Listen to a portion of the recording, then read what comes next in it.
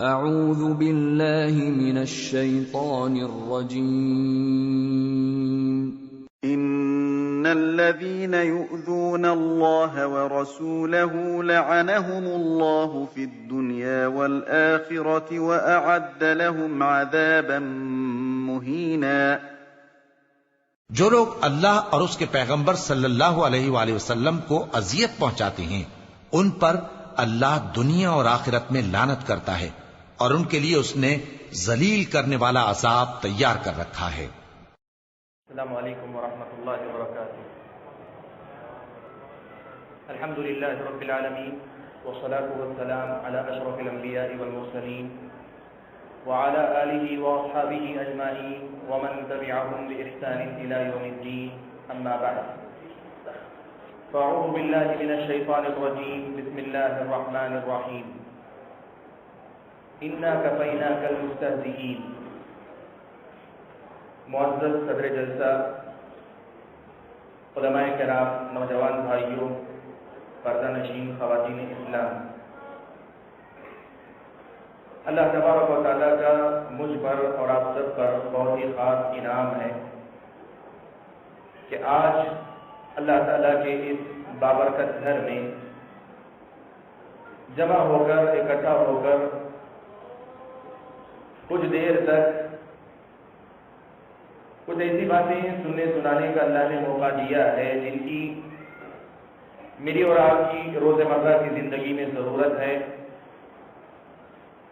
اور جن کے ذریعے ہم یہ امید کرتے ہیں کہ میری اور آپ کی عملی زندگی میں اللہ تعالیٰ انشاءاللہ سدھار پیدا کریں گے۔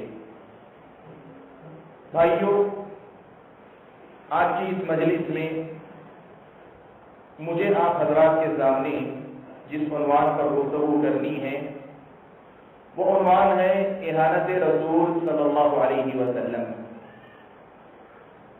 نبی اکرم صلی اللہ علیہ وسلم کی شخصیت کی توہین، آپ صلی اللہ علیہ وسلم کی شخصیت کا مذاق یا آپ کی شخصیت کو لے کر کوئی بھی کہی جانے والی بات یا کوئی بھی کیا جانے والا کام، لکھی جانے والی کوئی تحریر، بنائے جانے والی کوئی بھی تصویر یا لوگوں کی طرف سے ہونے والا کوئی بھی تبصرہ، کسی مسئلے پر رد عمل ظاہر کرنے کے لیے لوگ جو انداز اختیار کریں، ان میں سے کوئی بھی بات اگر نبی کی ذات کو، نبی کی شخصیت کو نہ صرف یہ کہ بدنام کرنے بلکہ ان کی توہین کرنے اور نعوذ باللہ ان کو رسوا کرنے، اگر اس مقصد سے کی جاتی ہے، اسلامی شریعت کی نظر میں اس کا حکم کیا ہے؟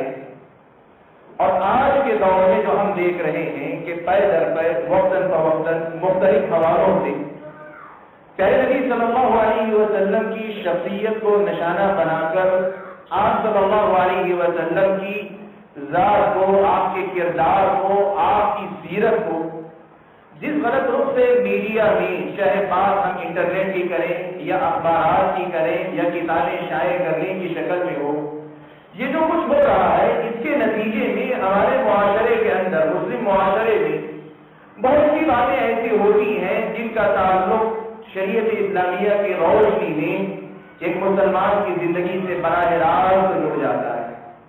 ایک مسلمان کو ان حالات میں کیا کرنا چاہیے، کن باتوں کا لحاظ رکھنا چاہیے اور کن باتوں سے آدمی کو بچنا چاہیے، اور آدمی کو اس کا رد عمل، اس کا ریئیکشن یا اس کے بدلے میں کیا کرنا چاہیے، یہ ایک ایسا موضوع ہے کہ جس میں ہم ایک بات بہت اچھی طرح سے محسوس کر سکتے ہیں کہ مسلمانوں کی اکثریت صرف جو عقیدت اللہ کے نبی صلی اللہ علیہ وسلم سے ہے اور جو محبت ایک مسلمان کے دل میں نبی اکرم صلی اللہ علیہ وسلم کی شخصیت کو لے کر ہے، صرف اسی کی روشنی میں رد عمل ظاہر کرنے پہ آ جاتی ہے۔ لیکن یہ رد عمل ظاہر کرنے سے پہلے نبی کی اہانت کا جو مسئلہ ہے اس کا درجہ کیا ہے، توہین کرنے والے انسان سے متعلق ایک مسلمان کو کس قسم کے خیالات رکھنے چاہیے، اور پھر اس کے بعد اس آدمی سے متعلق اپنا رد عمل کیسے ظاہر کرنا چاہیے، شریعت کی کیا حدود ہیں، کیا آداب ہیں، ان کو جان کر ان کے مطابق اس معاملے کہ امت کی صورتحال امت کو آپ کو یہ بتلاتی ہے کہ یہ امت جذبات سے زیادہ کام لیتی ہے، شریعت اسلامیہ کی سکھائی ہوئی تعلیمات کی طرف توجہ اس کی کم ہے۔ بھائی یہ بات یاد رکھو، نبی سے محبت، نبی سے عقیدت، نبی سے تعلق اور نبی کی ذات کا وہ احترام، وہ عقیدت کے جس کے نتیجے میں نبی کی ذات کو یا نبی کی شخصیت کو نشانہ بنائے پہ ایک آدمی تڑپ جائے، ایک مسلمان کے دل میں بے چینی پیدا ہو جائے، یہ ہے ایمان کی۔ اس میں کوئی غلط بات نہیں ہے کہ نبی اکرم صلی اللہ علیہ وسلم کی شخصیت کو لے کر دنیا جو بھی کرتی ہے اس پر ایک انسان کو تکلیف ہو، ایک مسلمان تکلیف محسوس کرے۔ آپ جانتے ہیں حضرت خبیب بن عدی رضی اللہ تعالیٰ عنہ کو مکہ کے مشرکین نے جب سوری دینی چاہی اور اس وقت مکہ کے مشرکوں میں سے کسی نے حضرت خبیب سے یہ پوچھا تھا کہ خبیب بتاؤ اس وقت جب تمہاری جان جا رہی ہے، اس وقت جب تمہاری جان جا رہی ہے، کیا تم یہ پسند کرو گے کہ تمہیں یہاں سے چھٹکارا مل جائے، تمہاری جگہ پہ جو تمہیں یہاں تک پہنچانے کا سبب بنے ہیں یعنی محمد صلی اللہ علیہ وسلم، ان کو پھانسی دے دی جائے؟ حضرت خبیب بن عدی نے کیا کہا تھا؟ حضرت خبیب بن عدی رضی اللہ تعالیٰ عنہ نے بہت سادہ سے الفاظ سے یہ کہا تھا، اور میری جگہ پہ ان کو لانا تو دور کی بات ہے، میری جان چھوٹنے کے بدلے میں مجھے یہ بھی گوارا نہیں کہ محمد صلی اللہ علیہ وسلم کے پیر میں کوئی کانٹا بھی نہیں جائے۔ میرے بھائیوں، ایک مسلمان کا ایک نبی سے، اپنے نبی سے، محمد صلی اللہ علیہ وسلم سے تعلق یقین مانے اتنا ہی گہرا ہے اور واقعی معنوں میں ایسی گہری عقیدت مسلمان رکھتا ہے، اور یہ عقیدت دین و ایمان کا حصہ ہے۔ یہ صرف کوئی جذباتی لگاؤ نہیں ہے، یہ صرف کوئی جذباتی معاملہ نہیں ہے، یہ معاملہ خالصتاً میرے اور آپ کے دین و ایمان سے بھی جڑا ہوا ہے۔ ایسی صورتحال میں یہ کوئی مسئلہ نہیں ہے کہ مسلمانوں کے جذبات جوش میں آئے، مسلمانوں کو تکلیف محسوس ہو، نبی کی شخصیت کو نشانہ بنایا جائے تو مسلمان اس میں حرج محسوس کرے، اس میں کوئی بات نہیں ہے، دین و ایمان کی بات ہے۔ لیکن میرے بھائیوں، ہم اور آپ جانتے ہیں اسلامی شریعت نے مجھ اور آپ کو یہ طریقہ سکھایا ہے، یہ طریقہ دیا ہے، یہ عدد سکھایا ہے کہ ہمارے اپنے اعمال، ہمارے اپنے حرکات و سکنات، میری اور آپ کی زبان سے نکلنے والے کلمات، میرے اور آپ کے کام، ہمارے سبھی معاملات ہمارے اپنے جذبات سے زیادہ ہمارے اپنے دین کے پابند ہوا کرتے ہیں۔ بھائیوں، آپ جانتے ہیں کہ بچے کی عقیدت اس کا تقاضا کرتی ہے کہ وہ اپنی ماں کے سامنے ہی سجدے کرے، اسی کے سامنے سب کچھ کرے، جذبات تقاضا کر سکتے ہیں۔ اور آج دنیا میں آپ دیکھتے ہیں کہ خدا کو ہم نے نہیں دیکھا، نظر آنے والا خدا ماں ہی ہے، اس قسم کے جذباتی جملے تو ہو سکتے ہیں، لیکن کہ اسلام اس کی اجازت دیتا ہے کہ کوئی اپنی ماں کی عقیدت میں عقیدت کا اظہار کرنے کے لیے ماں کو خدا کا درجہ دے لے؟ نہیں، ہماری عقیدت اتنی آزاد نہیں، ہماری عقیدت اسلامی شریعت کے اصول اور آداب کی پابند ہے، اسلامی شریعت کی تعلیمات کی پوری طریقے سے پابند ہے۔ اس لیے میرے بھائیوں، آج کے خطاب میں مجھے آپ بھائیوں کے سامنے اس پورے موضوع کو گھیرنے کے بجائے اس موضوع سے متعلق دو چار بنیادی باتیں حقیقت میں رکھی ہیں جن کی کمی معاشرے کے اندر بہت زیادہ دیکھنے میں آتی ہے۔ اس لیے کہ اس موضوع کو اگر ہم بات کرنا چاہیں، ہم اس حیثیت سے بات کر سکتے ہیں کہ نبی اکرم صلی اللہ علیہ وسلم کی شخصیت پر دنیا نے جو ایک الزام لگایا، اس کی تردید میں خود نبی کی سیرت میں ایسی کتنی مثالیں ملتی ہیں جو ان کے الزام کو غلط ثابت کرتے ہیں۔ یہ خود بھی ایک موضوع ہو سکتا ہے۔ اس کے مقابلے میں ایک موضوع ایسے بھی ہو سکتا ہے کہ یہی غیر مسلم، یہی یہودی، یہی عیسائی جو نبی اکرم صلی اللہ علیہ وسلم کی شخصیت کو نشانہ بنا رہے ہیں، ہم انہی کی قوم کے جو عقل مند لوگ گزرے ہیں، ان عقل مندوں کی کہی ہوئی باتیں لا کر پیش کر سکتے ہیں۔ ہم بتا سکتے ہیں کہ دیکھو، یہ تمہارے اپنے کچھ لوگ کہتے ہیں اور یہ تمہارے اپنے عقل مند کہتے ہیں، ان دونوں کا موازنہ کر کے تم ہی فیصلہ کر لینا، بات وہ صحیح ہے جو تمہاری قوم کے عقل مند کہہ رہے ہیں یا پھر وہ جو تمہاری اپنی قوم کے بیوقوف اور احمق قسم کے لوگ کہہ رہے ہیں۔ یہ خود ایک مستقل موضوع ہو سکتا ہے۔ یا پھر نبی اکرم صلی اللہ علیہ وسلم کی شخصیت کو نشانہ بنانے والے لوگوں کا تاریخ کے ہر دور میں جو انجام ہوا، آپ صلی اللہ علیہ وسلم کی شخصیت پر جن لوگوں نے توہین آمیز تبصرے کی یا اپنی زبان درازی کی، ان کے ساتھ اللہ تبارک و تعالیٰ نے کیا معاملہ کیا، تاریخ میں مثالیں بہت سی ہیں، بے شمار مثالیں ہیں، خود ان کا بھی احاطہ کیا جا سکتا ہے۔ لیکن جیسا کہ آپ جانتے ہیں مجلس بہت مختصر ہے، وقت بہت تھوڑا سا ہے، اس میں ان ساری باتوں کا احاطہ نہیں ہو سکتا، تو میں آپ بھائیوں کے سامنے حقیقت میں صرف بنیادی طور پہ کچھ مسائل رکھنا چاہتا ہوں۔ میرے بھائیوں، سب سے پہلے یہ مسئلہ یاد رکھو کہ جب کبھی اللہ کے نبی صلی اللہ علیہ وسلم کی شخصیت کو نشانہ بنایا جاتا ہے، توہین رسول صلی اللہ علیہ وسلم کا کوئی بھی حادثہ پیش آتا ہے، کوئی بھی واقعہ رونما ہوتا ہے، یقیناً مسلمانوں کو بڑی تکلیف پہنچتی۔ اپنی اس تکلیف کی شدت میں جب مسلمان یہ دیکھتے ہیں کہ نبی کا مذاق اڑانے والا اڑا رہا ہے، نبی کا مذاق کرنے والا مذاق کر رہا ہے، اور نبی کی شخصیت کے ساتھ کھلواڑ کرنے والا کر رہا ہے، لیکن کوئی پوچھنے والا نہیں، کوئی ان کی گرفت کرنے والا نہیں۔ آج دنیا پوری کی پوری اظہار رائے کی آزادی کے نام پہ، فریڈم آف اسپیچ کے نام پہ اس کی تائید ہی کرتی ہے، نبی کے دفاع میں زبان کھولنے والا نہیں۔ تو اکثر ہوتا یہ ہے کہ بہت سارے مسلمانوں کے دل و دماغ میں یہ منفی خیالات پیدا ہونے لگتے ہیں کہ واقعی مانو کہ ہم اتنے بے بس ہیں، کہ واقعی مانو کہ ہم اتنے زیادہ مجبور ہیں کہ ہمارے نبی کے ساتھ ایسا کھلواڑ کیا جائے اور اس کا کوئی رد عمل نہ ہو، کرنے والوں کی کوئی گرفت نہ ہو، کوئی پکڑ نہ ہو۔ ایک مسلمان یہ سوچ کر، ایک مسلمان یہ محسوس کر کے بے چین رہتا ہے۔ میرے بھائیوں، ایسے مسلمان بھائیوں کے لیے یہ سب سے پہلا مدعا میں بتانا چاہتا ہوں کہ قرآن مجید میں اللہ تعالیٰ نے ایک بہت بڑی بات بیان فرمائی، جسے میں نے خطبہ مسنونہ کے بعد پڑھی۔ اللہ نے فرمایا اِنَّا كَفَيْنَاكَ الْمُسْتَهْزِئِينَ، اے محمد آپ کا مذاق اڑانے والوں کے لیے آپ کی طرف سے ہم کافی، آپ کا مذاق اڑانے والوں کے لیے آپ کی طرف سے ہم کافی ہیں۔ میری بات کا سیدھا سمجھنا آپ یوں سمجھیں، اللہ تعالیٰ نے یہ کہا ہے کہ نبی کا مذاق اڑانے والے سے بدلہ لینے کے لیے آپ نہ ہو، ہم نہ ہو، میرے ہاتھ نہ لے، آپ کی زبان پر بھی ہمارے پاس اختیار نہیں۔ آج دنیا پوری کی پوری غیر لوگوں کا ساتھ دے رہی ہے، تو یہ نہ سمجھنا کہ ظالم چھوٹ جائیں گے، ان کا مذاق ان کو جو ہے سستا پڑے گا نہیں، بہت مہنگی قیمت چکانی پڑے گی۔ اللہ تبارک و تعالیٰ اس کا بدلہ لے گی، اللہ تعالیٰ اس کا بدلہ لے گی۔ اس لیے اگر اللہ تعالیٰ نے جو حدود اسلامی شریعت میں متعین کی ہے، ان حدود کے درمیان رہتے ہوئے اگر ہم ان بدزبانوں سے یا ان بدگو لوگوں سے یا مذاق اڑانے والے ان لوگوں سے بدلہ نہیں لے سکتے، یا ان کو ان کا جیسے ان کا حق بنتا ہے سزا ان کو نہیں دے سکتے، تو کبھی مایوس مت ہونا، کبھی آپ پریشان مت ہونا کہ اللہ تعالیٰ نے اپنے نبی کی ذمہ داری لی ہے، کہا اِنَّا كَفَيْنَاكَ الْمُسْتَهْزِئِينَ۔ اور آپ کی بات یاد رکھنا،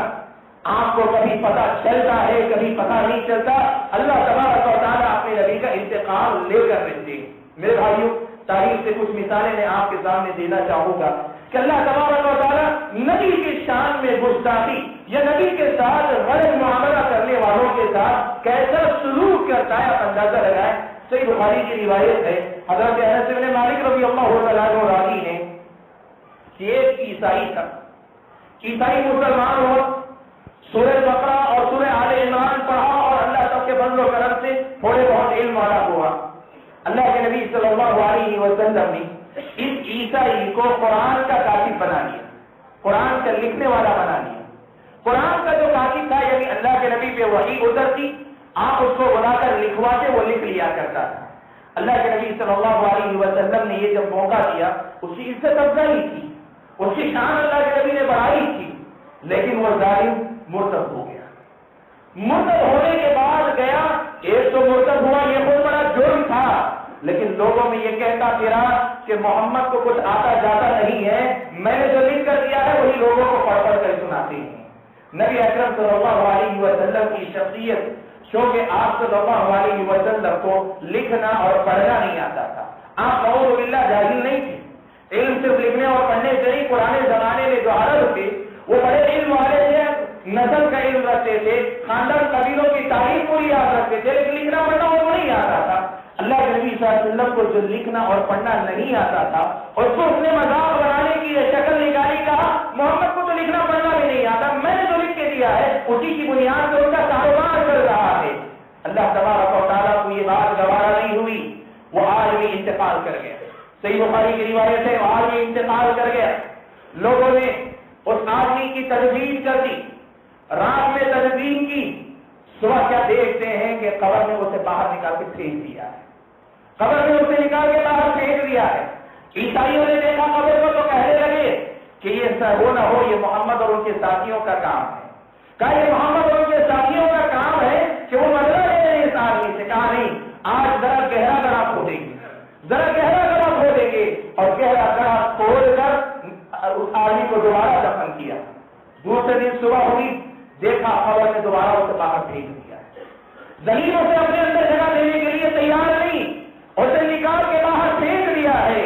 ان لوگوں نے کہا لگتا ہے محمد اور ان کے ساتھی دوبارہ کامیاب ہو گئے۔ کہا آج ہم اور زیادہ گہرا کھودیں گے۔ حدیث کے الفاظ میں جتنا گہرا گڑھا کھود سکتے تھے اتنا گہرا گڑھا کھودا اور کھود کر اس آدمی کو پھر سے دفن کیا۔ صحابی حضرت انس بن مالک رضی اللہ تعالیٰ عنہ فرماتے ہیں تیسری صبح شروع ہوئی تو دیکھا قبر نے دوبارہ اٹھا کر اسے باہر پھینک دیا، قبر نے دوبارہ اٹھا کر اسے پھینک دیا۔ حدیث کے الفاظ صحیح بخاری کے کہا فعلموا انه ليس من الناس، لوگوں کو پتہ چل گیا کہ یہ قبر کا پھینکنا محمد اور ان کے ساتھیوں کی طرف سے نہیں، محمد کے ساتھ گستاخی کرنے کے نتیجے میں زمین کو اس انسان کے ساتھ ہی برتاؤ ہے۔ میرے بھائیوں، آپ اور میں نہ لے سکے، اللہ تعالیٰ کی مخلوقات اس سے بدلہ لیتی۔ دوسرا واقعہ آپ کو سناؤ کہ اللہ تبارک و تعالیٰ کی طرف سے بدلے کا انتظام کیسے ہوتا ہے۔ حضرت امام ابن حجر رحمۃ اللہ علیہ نے اپنی کتاب الدرر الکاملہ میں ایک واقعہ نقل کیا ہے کہ تاتاری قوم، جن کو منگولیا کی قوم مغول کہتے ہیں عربی زبان میں، کا تاتاری قوم کے کچھ لوگ، ہلاکو خان کا سردار تھا، اس کی بیوی تھی ظفر خاتون، عیسائی تھی۔ اس خاتون کے زور سے عیسائی مبلغین نے اس خاندان پر، تاتاری خاندان پر محنت کر کے کئی سرداروں کو تاتاری بنا لیا، کئی عیسائی بنا لیا۔ اب ایک مرتبہ یہ جو نئے نئے عیسائی ہوئے ہیں ان کی خوشی میں ایک مجلس منعقد کی گئی۔ اس مجلس کے اندر عیسائی مبلغین بھی آئے اور یہ تاتاری بھی موجود ہیں، اور جب مجلس سجی، بات چل نکلی، گفتگو ہونے لگی تو ایک عیسائی مبلغ نے نبی اکرم صلی اللہ علیہ وسلم کی شخصیت کو نشانہ بنایا۔ آپ صلی اللہ علیہ وسلم کی شخصیت نے گستاخی کرنی شروع کی۔ شکاری کتا ایک بنا ہوا تھا، حافظ ابن حجر نے نقل کیا اور کہا کہ یہ صحیح سند سے میری تک کی بات پہنچی ہے۔ کہا ایک کتا وہاں شکار کا بنا ہوا تھا، وہ گھرانے لگا، وہ آدمی مزید نبی اکرم صلی اللہ علیہ وسلم کی شان سے گستاخی کی تو وہ کتا اچھل کر آیا اور اسے نوچنے لگا۔ لوگوں نے اسے چھڑایا، الگ کر دیا اور کتے کو لے جا کر باندھ دیا پوری طریقے سے، اور لوگوں نے اس عیسائی کو نصیحت کی، کہا کہ دیکھ یہ جو کتا تجھ پہ غرا رہا ہے، تو نبی کے ساتھ گستاخی کر رہا ہے، اسی لیے کتا تجھ پہ غرا رہا ہے۔ لوگوں نے جب یہ کہا تو اس عیسائی نے ایک بات کہی، اس عیسائی نے کہا کہ لوگوں نے ایسی کوئی بات نہیں، اصل میں یہ بڑا جو ہے شریف نسل کا کتا ہے، میں جب گفتگو کر رہا تھا تو میری گفتگو کے دوران کچھ اشارے ایسے ہو گئے جس سے اس کو لگا کہ میں اس کی طرف اشارہ کر رہا ہوں، اس لیے وہ غرا کے مجھ پر آ رہا ہے۔ یہ کہہ کر دوبارہ اللہ کے نبی صلی اللہ علیہ وسلم کی شان میں گستاخی کرنے لگا۔ حافظ ابن حجر رحمۃ اللہ علیہ نے لکھا ہے کہ جو کتا اپنی بیٹ سے، اپنی شہر سے، اپنی زنجیر سے لگا ہوا تھا، وہ اپنی زنجیر توڑ کے اچھل کر آیا، لپک کر آیا اور اس عیسائی کے نرخرے کو پکڑا اور اس کو پھاڑ کے چھوڑ دیا، وہیں کا وہیں وہ ختم ہو گیا۔ میرے بھائیوں، اللہ تعالیٰ جب اپنے نبی کا انتخاب لینا چاہے، کتوں سے بھی اللہ تبارک و تعالیٰ کام لے لیتا ہے۔ میرے بھائیوں، یہ پہلا نقطہ مجھے آپ کے سامنے رکھنا تھا کہ یاد رکھو، کبھی ہم اور آپ اگر رد عمل نہیں دے پائے، شریعت کے دائرے میں جو امکانات ہیں ان کا استعمال نہیں کر پا رہے ہیں تو مایوس ہونے کی ضرورت نہیں۔ اللہ تبارک و تعالیٰ اپنی طرف سے انتقام لیں گے۔ اللہ کے انتقام کی شکلیں کئی ہو سکتی ہیں۔ ایک آدمی کی زندگی سے چین و سکون ختم ہو جائے، ایک آدمی ہمیشہ ڈر کر دیے، ایک آدمی ہمیشہ راتوں کی نیند حرام کر لے، یہ بھی اللہ تعالیٰ کے عذاب کی شکل ہو سکتی ہے۔ پتہ نہیں ایسا کرنے والے کس قسم کے عذاب سے گزرتے ہوں گے۔ کئی لوگ آپ جانتے ہیں، کئی ایسے بھی ہوئے، وہ عیسائی پادری جس نے نبی اکرم صلی اللہ علیہ وسلم کی شان میں گستاخی کی اور قرآن مجید کو جلانے کا معاملہ کیا، اللہ تعالیٰ نے یہ بھی سزا دی کہ زیادہ دن نہیں گزرے کہ اس کی سرداری دی گئی، حتیٰ کہ جو چرچ اس کا ہونا تھا وہ چرچ بیچ کر اسے وہاں سے رخصت ہونا پڑا۔ اللہ تعالیٰ کیسے انتقام لیتے پتہ نہیں، لیکن اللہ تعالیٰ نے کہا ہے اِنَّا كَفَيْنَاكَ الْمُسْتَهْزِئِينَ، تو ہم آپ کا مذاق اڑانے والوں سے بدلہ لے کر رہیں گے۔ اس لیے میرے بھائیوں، کبھی مایوس نہ ہونا، کبھی پریشان نہ ہونا، شریعت کے دائرے میں جو ہم پر ذمہ داری داری بنتی ہے اس کا ہم اس کے پابند رہیں. یہ پہلی بات.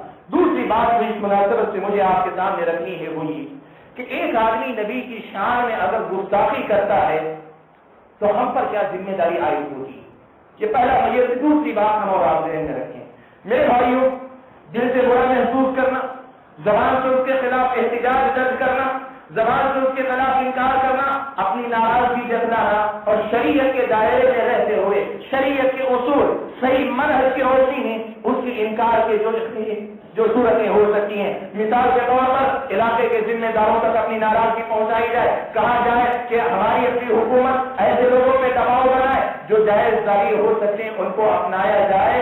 یہ سب سے پہلے میری اور آپ کی ذمہ داری بنتی.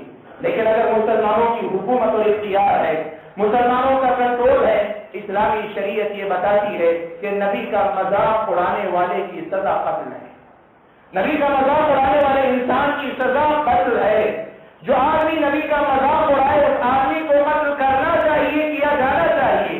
یہ بات آج کی اس اجلاس میں مجھے اس لیے ذکر کرنی ضروری ہے کہ بہت سارے مسلمان نوجوان ایسے ہیں کہ میڈیا اور خاص طور پہ انٹرنیٹ کی وجہ سے اس قسم کے خیالات سے دو چار ہیں کہ نبی کا مذاق اڑانے والے کی سزا اگر قتل کہا جائے تو یہ اسلامی شریعت کی جو ہے غلط تصویر معاشرے میں لے جائے. میرے بھائیوں نہیں, یہ مسئلہ یاد رکھنا, نبی کا مذاق اڑانے والے کی سزا قتل ہی ہے. اسلامی شریعت کی متعدد دلائل اس پہ دلالت کرتے ہیں. اور اگر کوئی دنیا والا یہ کہتا ہے کہ اس میں تو یہ لگتا ہے کہ آپ کے نبی اپنی ذات کے لیے انتقام لے رہے ہیں, تو اس کا جواب اسلامی شریعت کی روشنی میں موجود ہے. آپ اور میں اس بات کو یاد رکھیں کہ نبی اکرم صلی اللہ علیہ وسلم کی شخصیت کے ساتھ اگر کوئی آدمی مذاق کرتا ہے, آپ کی توہین کرتا ہے, اسلامی شریعت کی نظر میں اس کی سزا قتل ہے. اس کے دلائل متعدد ہیں. صرف ایک دلیل آپ کے سامنے نقل کروں. سنن ابی داؤد کی ایک روایت ہے کہ ایک نابینا صحابی ان کے پاس ان کی اپنی ایک لونڈی تھی, ایک عورت تھی, یا تو بیوی تھی یا پھر ان کی اپنی لونڈی تھی جو ان کے پاس رہتی تھی.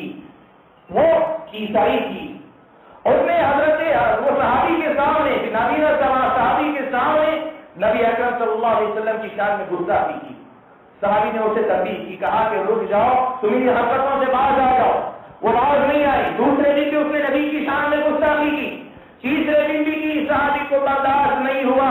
نابینا صحابی نے گھر کے اندر رکھے ہوئے ایک تیز آلے, ایک چھوٹی سی چھری لی اور اس کے پیٹ میں داخل کر کے اس کو قتل ہی کر دیا. اس عورت کو قتل کر دیا صحابی. قتل کرنے کے بعد صبح ہوئی.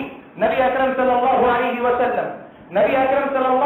وسلم صبح پتہ چلا ایک عورت کا قتل ہو گیا. اللہ کے نبی صلی اللہ علیہ وسلم نے صحابہ سے پوچھا کہ میں اس آدمی کو میری اپنی شخصیت کا حوالہ دے کر, واسطہ دے کر کہتا ہوں کہ آ کر بتائے کہ کس نے اس خاتون کا قتل کیا. صحابی اٹھ کر آئے, کہنے لگے اللہ کے نبی یہ میری اپنی لونڈی تھی اور اس لیے کہ میرا بہت زیادہ خیال بھی رکھتی تھی, اور اللہ تعالیٰ نے موتیوں جیسے دو بچے بھی اس کے ذریعے اللہ تعالیٰ نے مجھے دیے تھے. لیکن اس کے اندر یہ بری عادت تھی کہ وہ آپ کی شان میں گستاخی کرتی تھی. میں نے اسے بارہا تنبیہ کی لیکن وہ باز نہیں آئی. بار بار کہنے کے باوجود بھی وہ آپ کی شان میں گستاخی کرتی رہی. اس لیے میں نے اللہ کے نبی اس کو قتل کر دیا. اللہ کے نبی صلی اللہ علیہ وسلم نے ساری کہانی سننے کے بعد آپ نے اعلان کیا, لوگوں گواہ رہو, اس خاتون کا خون حدر ہے, ضائع ہے, یعنی اس کا حق, اس کا قتل جو ہوا یہ قتل حق بجانب ہے, یہ ناحق قتل نہیں ہے, یہ قتل برحق ہے. یہ اللہ کے نبی صلی اللہ علیہ وسلم نے سنا ہے. میرے بھائیوں, اگر گالی دینے والی خاتون اور غیر مسلم خاتون کو اللہ کے نبی صلی اللہ علیہ وسلم نے قتل کیا ہے, تو آج قتل کرنے والے صحابی کو اللہ کے نبی نے معاف کیا, یا یوں کہیے کہ اللہ کے نبی نے گرفت نہیں کی, تو یہ اس بات کی واضح دلیل ہے کہ اس آدمی کا قتل اسلامی شریعت کی نظر میں عین حق کے مطابق ہے. یہ بڑی اہم بات ہے, اسے یاد رکھنا.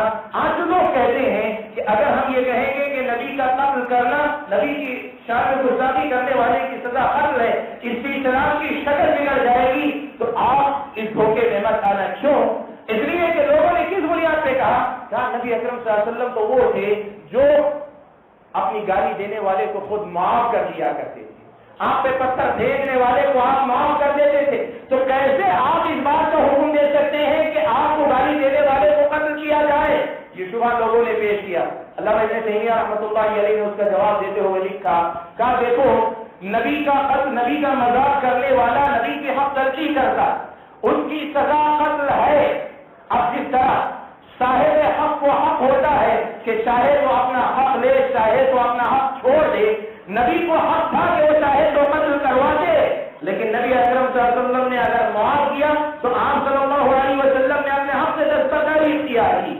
لیکن نبی کی دنیا سے رخصت ہو جانے کے بعد اب امت کو یہ حق نہیں ہے کہ نبی کی طرف سے خود آزادی دے دے، کہے چلو ہم معاف کر دیں. اس کی اجازت اسلامی شریعت امت کو عطا نہیں کرتی. نبی کا حق تھا، نبی اپنی زندگی میں چھوڑ دیے، لیکن صحیح بات تو یہ ہے کہ نبی نے کبھی معاف کیا تو نبی نے کبھی اپنا مذاق اڑانے والے، آپ کے حجو کرنے والے کو قتل بھی کروایا ہے. کعب بن اشرف کو آپ نے قتل کروایا، یہودی تھا، مسلمانوں کا دشمن بھی تھا، نبی کے ساتھ حجو اور مذاق بھی کیا کرتا تھا، نبی نے اسے قتل کروایا. اس لیے میرے بھائیو آج اگر یہ شبہ لوگوں کے اندر آتا ہے کہ نبی کے قاتل کو معاف کر دینا ہی اصل اسلام ہے، تو یہ بات یاد رکھنا اسلامی شریعت کی نظر میں دوسرے آپ کے معاملات میں آپ معاف کریں، لیکن نبی کی شخصیت کا یہ حق ہے کہ نبی کے گستاخ کو سزا دی جائے اور اس کو اس دنیا سے ختم کیا جائے اس صورت میں جب آپ کے پاس واقعی معنوں میں اس کا اختیار ہو، آپ کا کنٹرول ہو، آپ کا اقتدار ہو تب. ورنہ اسلامی شریعت یہ کہتی ہے کہ جو بغیر کنٹرول کے آپ اگر اقدام کریں تو یہ اقدام اکثر زیادہ نقصان پہنچانے والا ہوتا ہے. ایسی صورت میں اقدام نہ کیا کرے. یہ دوسرا مسئلہ مجھے صاف کرنا تھا کہ نبی کے قاتل کی سزا قتل ہے. اس سلسلے میں جو شبہات اٹھائے جاتے ہیں وہ شبہات ہیں، ان کی حیثیت دلیل کی نہیں. اور تیسری بات جس پر میں اپنی گفتگو سمیٹنے کی کوشش کروں گا، میرے بھائیوں جب کبھی نبی کے ساتھ توحید کا معاملہ ہوتا ہے، توحید رسالت کا کوئی بھی واقعہ پیش آتا ہے، مسلم معاشرے کے اندر ایک بڑی ہی غلط عادت دیکھنے کو ملتی. اور وہ غلط عادت کیا ہے پتا ہے؟ ہر آدمی یہ کوشش کرتا ہے ہمارے نبی کے ساتھ توہین کی گئی اور یہ خاکہ بنایا گیا، اس لیے جتنا زیادہ مسلمانوں تک ہو سکے اسے پہنچاؤ.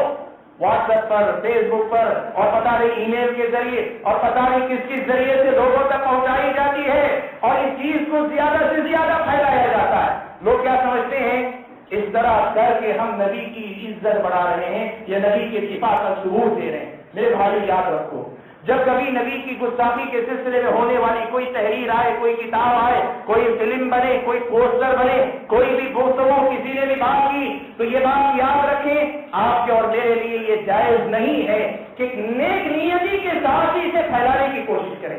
میں بہت موٹی اور بہت ہی عوامی قسم کی مثال کے ذریعے اس کی قواعد واضح کروں گا. اللہ محفوظ رکھے ہم میں سے، آپ میں سے کسی کی، اللہ محفوظ رکھے خواتین میں سے کسی کی ماں، کسی کی بہن، کسی کی بیوی کے ساتھ کوئی غلط حرکت کر بیٹھے اور وہ غلط حرکت کسی جگہ پہ لکھ دی جائے تو کیا ہم یہ کہیں گے ہم مظلوم ہیں، ہماری مظلومیت دنیا تک پہنچے اس لیے آپ خود پھیلائیں گے میری ماں کے ساتھ ایسے ہوا، میری بہن کے ساتھ ہوا، میرے بھائی کے ساتھ ہوا؟ کیا آپ یہ کریں گے؟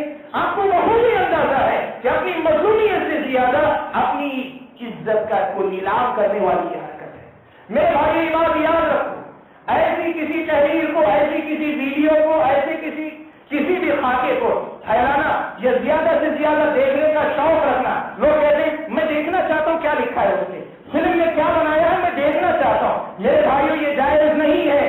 اس طرح آپ اسی گناہ کا ارتکاب کر رہے ہیں جس گناہ کا ارتکاب حضرت عائشہ صدیقہ رضی اللہ تعالیٰ عنہا کے الزام، جھوٹے الزام میں شامل ہونے والے لوگوں نے کیا تھا. آپ کے لیے جائز نہیں ہے. یہ بات یاد رکھیں، جب بھی ایسا کوئی خاکہ ہے آپ کا فرض یہ بنتا ہے جہاں بات آئے وہی اسے دبا دیں. اور یہ بات صرف نبی کی توہین کے ساتھ نہیں، میں آپ کو بتاؤں اللہ محفوظ رکھے زبان پہ جو ہے اللہ تعالیٰ ایسے کلمات نہ لائے، لیکن میں مثال دینے کے لیے کہوں بڑی تیزی کے ساتھ. پچھلے دنوں ایک میسج آیا کہ ایک ظالم نے کیا کیا، کہا کہ ایک آدمی نے کعبۃ اللہ پر نعوذ باللہ خنزیر کو سوار کر دیا. تصویر میں کعبۃ اللہ کا جو ڈھانچہ ہے تصویر میں خنزیر کو سوار کر دیا اور میڈیا میں اسے پھیلا دیا تاکہ وہ اپنی بھڑاس نکال سکے. اب مسلم نوجوان اسے پھیلا رہے یہ کہہ کر کہ اس کی مسجد کو اتنا پھیلاؤ کہ اس کو عام کرنے والا، بنانے والا آدمی پکڑا جائے. وہ پکڑا جائے نہ پکڑا جائے، ایک آدمی پکڑا جائے گا، لیکن آپ نے اسے پکڑوانے کے نام پہ کعبۃ اللہ کی توحید کو کتنی تشریح دی. دل بالکل یہی معاملہ نبی کی توہین کو بھی رواج دے لیں، لوگوں میں عام کرنے والی بات ہے، اس لیے اپنے آپ کو اس سے بچانے کی کوشش کریں۔ میرے بھائیوں، آج کے خطاب میں نے صرف 3 باتیں آپ کے سامنے کہی۔ پہلی بات کہ نبی کا مذاق اگر اڑایا جاتا ہے تو آپ اس بات کو یاد رکھیں، ہم اگر اسلامی شریعت کے حدود میں رہ کر بدلہ نہیں لے پا رہے ہیں تو ایسا نہیں کہ وہ بچ جائیں گے، اللہ تعالیٰ خود بخود اس کا بدلہ لے لیں گے۔ دوسری بات یہ کہ جو آدمی نبی کا مذاق اڑاتا ہے، اسلامی شریعت کی نظر میں اس کی سزا قتل ہی ہے، قتل کے علاوہ کوئی اور سزا اس کی نہیں ہے۔ اہل علم نے یہاں تک لکھا اگر وہ توبہ بھی کر لے، توبہ کرنے کے بعد بھی قتل کیا جائے گا، بس فرق یہ ہے کہ توبہ کے بغیر اگر قتل کیا جائے تو کفر کی موت، اور توبہ کر کے آتا ہے مسلمان کی موت ہے، لیکن اس کی سزا قتل کی نسل برقرار رہتی ہے۔ اور تیسری بات کہ ایسی کوئی خبر آتی ہے تو اسے نہ پھیلاؤ، جہاں آئی وہیں دباؤ، اور کوئی آپ کو پھیلاتا ہے فون کر کے رابطہ کر کے اسے ٹوکو کہ ایسی خبروں کو پھیلانا جائز نہیں۔ اور آخری بات ایک حدیث آپ کو سنا کر ختم کر دوں۔ میرے بھائیوں، دنیا لاکھ برا چاہے، نبی کی شخصیت وہ شخصیت ہے جس کی کوئی تصویر نہیں ہے لیکن وہ کروڑوں انسانوں کے دل میں ہر دم بستی ہے۔ نبی کی شخصیت کا کوئی کچھ نہیں بگاڑ سکتا۔ پیارے نبی صلی اللہ علیہ وسلم حضرت ابو ہریرہ رضی اللہ تعالیٰ عنہ روایت فرماتے ہیں نبی کا نام محمد تھا، اس کا معنی ہے قابل تعریف کیا ہوا۔ مکہ کے مشرک انتہا درجے کی نفرت اللہ کے نبی سے کرتے تھے تو وہ کیا کرتے، نبی کا نام محمد کے بجائے انہوں نے اپنی طرف سے مذمم بنا دیا، بدل لیا نام۔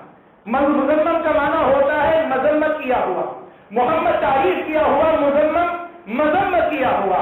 اب مکہ کے مشرک اللہ کے نبی صلی اللہ علیہ وسلم کو اگر بدنام کرنا ہوتا تو گالیاں کس نام سے دیتے، مذمم کو گالی دیتے، مذمم کو برا بھلا کہتے، مذمم پہ لعنت بھیجتے۔ اللہ کے نبی صلی اللہ علیہ وسلم نے صحابہ کے پاس آ کر کہا کہ لوگوں کیا تم نہیں دیکھتے کہ اللہ تبارک و تعالیٰ نے مکہ کے مشرکوں کی گالیوں اور لعنتوں کو میری طرف سے کیسے پھیر دیا؟